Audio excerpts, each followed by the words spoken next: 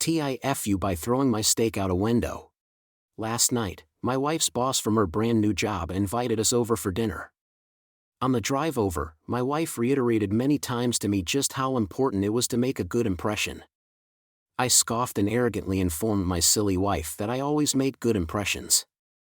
My wife's boss is a single lady in her 50s, so it was just the three of us. We chit-chat over drinks and salads and seemed to really be hitting it off. She laughed at my well-timed, perfectly appropriate jokes and my wife seemed pleased. Soon she brought out the main course, a nice big juicy steak for each of us. As I began to cut into my steak, I was discouraged to discover how undercooked this steak was. Now, I've had my fair share of rare steak. I prefer medium, but I can handle rare. This was several minutes on a hot grill short of rare. I probably could have resuscitated the cow had I tried. Instead, I sat there fidgeting with my knife and fork, worrying about how I was going to get away with not eating the steak. Claim veganism? No, I'd already feigned great enthusiasm upon seeing the steak.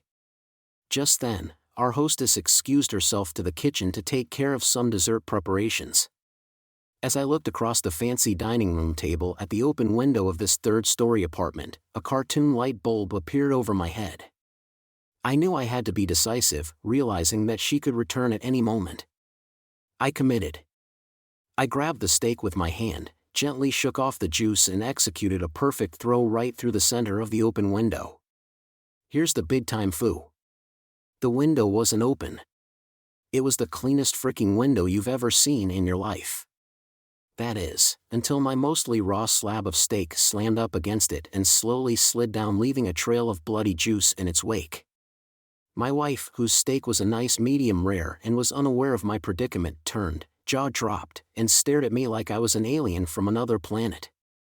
This look then slowly morphed into more of a "there is no place on this planet you can ever hide from me" expression of demonic anger. My wife's boss heard the thud of the steak on window impact and came quickly. She took in the scene, the steak sitting on the windowsill, the blood trail, my empty plate, and then gave me an inquisitive, puzzled look. I just didn't know what to say. It felt like a minute of silence, but was probably 3 or 4 seconds. Finally, the best I could manage was "I'm so sorry. I am such a klutz. I don't know. I was just cutting it. And, it slipped. Just ask my wife. I really am a klutz, right honey? No help coming from that direction. I will clean this up. I can't believe this. I am so sorry, etc., etc." Both women continued to stare at me like I had escaped from the loony bin, as I smeared the blood around the window with my cloth napkin, dusted off the steak, and continued to mutter my incoherent explanation. I knew no one was buying the story.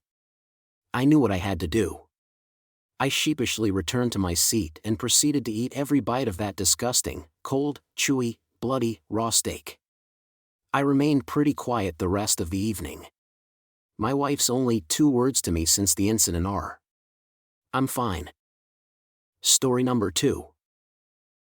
TIFU, when I, 19M, missed all the signs that my roommate, 22F, was interested in me.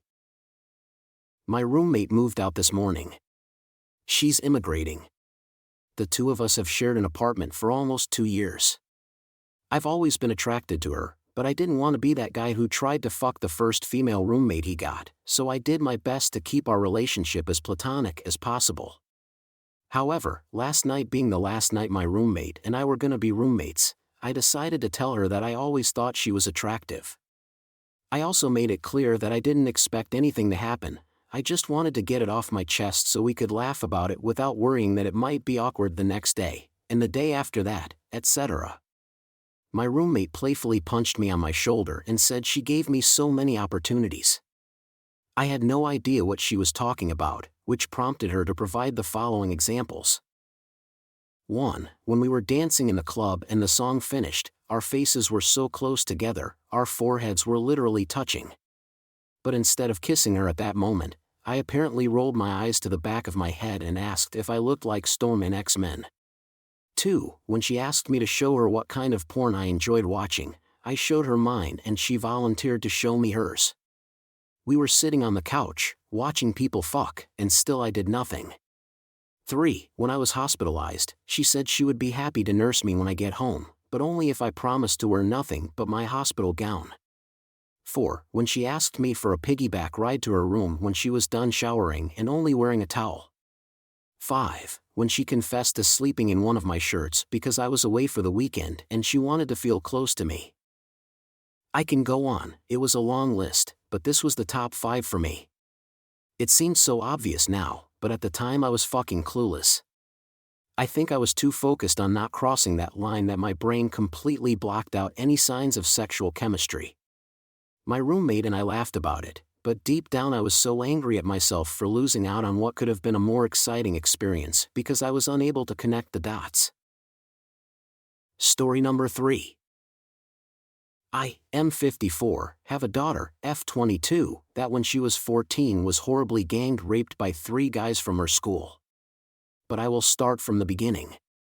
Me and my daughter were extremely close when she was younger until she hit her preteen years and found everything I did annoying, lol. Me and her mother always caught her talking to boys and whatnot, normal things. When she reached freshman year of high school we let her out to party. After said party she had a dramatic mood shift and wasn't the same girl. She later confided in my wife that she was raped at the party and I believed her instantly and I went to the police right away and got a report made and a rape kit done. But this is where things started to get complicated. She started to change her story multiple times, every time new evidence came out. For example, it started that she wasn't drinking to she actually was drinking, then to her never talking to those guys to her actually dating one of them, and then to eventually text coming out that she was planning to have sex with one of them. I started to question if my daughter was actually capable of lying about this because she did more than intended and said this because she was embarrassed.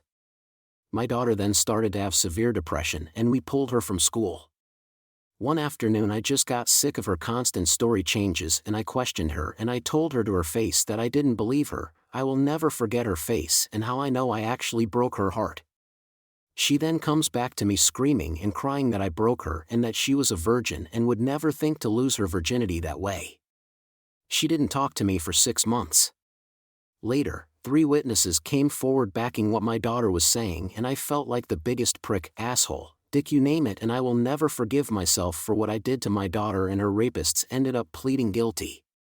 Even with that, my daughter had multiple suicide attempts and struggled with her mental health, which I feel majorly responsible for. Where our relationship is now is that I do whatever she wants me to. To keep her happy, I bought her dream car, I pay for her apartment in New York and put her through college. I tried to ask her if me and her can do family therapy. She refuses and says she likes where things are at now, which is us talking when she wants to. But I wish we can be in a better place because I found out through my wife she does online sex work now, and I wish she was comfortable enough to tell me, but I fully understand why she wouldn't want to tell me. I hope the parents of daughters hear this and know never to be me.